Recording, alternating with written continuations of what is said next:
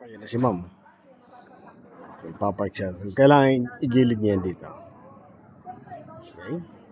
So, may mga guide na akong binigay dyan sa kanya kung paano yung mga step by step mo na gagawin niya para safe ang sasakyan. Yan. So, itatapat niya yung balikat niya dyan sa ano niya. Ito, kagaya nito, marami pang mga sasakyan kasi na ano. Ma'am, una na po kayo dito? Yan. So, kailangan hintayin ni ma'am yan na makalagpas muna.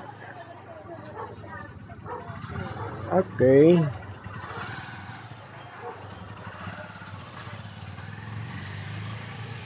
Yan.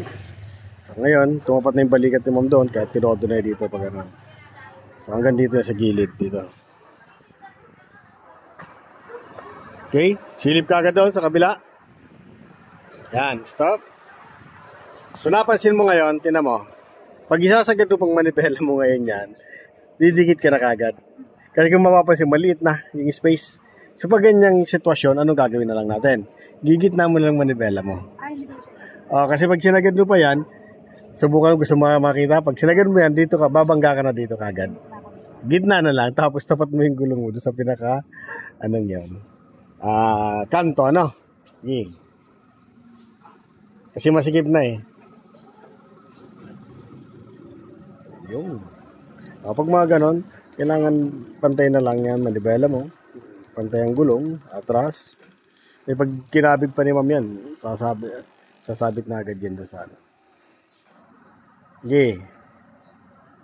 Yan, okay na yan. Todo mo na uli dito. Mga ganyan mama, tanda mo yung mga reference na yan, no? Then, atras.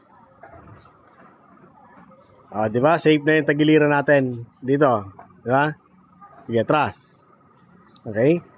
So, pag safe na din sa kaliwa, sisilip ka naman sa kanan. No? Sige, atras. Ito naman yung babantayin natin. Sige, diretso lang. Okay? Pero silip ka pa rin sa kaliwa. So, safe. Atras ulit. Yan. Sige. Pump. Sige lang. Wala ka na problema sa kaliwa eh. Ito na lang yung inaano mo. So, diretso ka lang. Medyo malayo naman eh. Kung mapapansin mo dyan sa ano mo. Yan. So, nakita mo medyo sumikip na? Nararamdaman mo sumisikip na? No. So, pupunta ka naman dito sa unahan.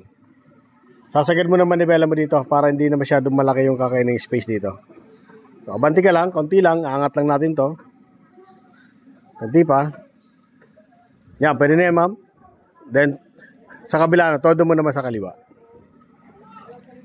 Yun. So, sa reference na tayo magbabase. Okay, kasi may guide kami ditong sinusundan. Yung, kailangan makita niya lang yung para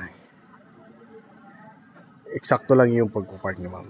Yan, labas na. Then, sa kanan, tingin ka dito sa kaliwa. Konti pa. Yan. Okay na? Good. Then, gitna ng manibela niya. Atras ka na lang. Okay. Kasi kailangan may space dito. Kasi pinto. Doon naman ano na, kumbaga, ayun.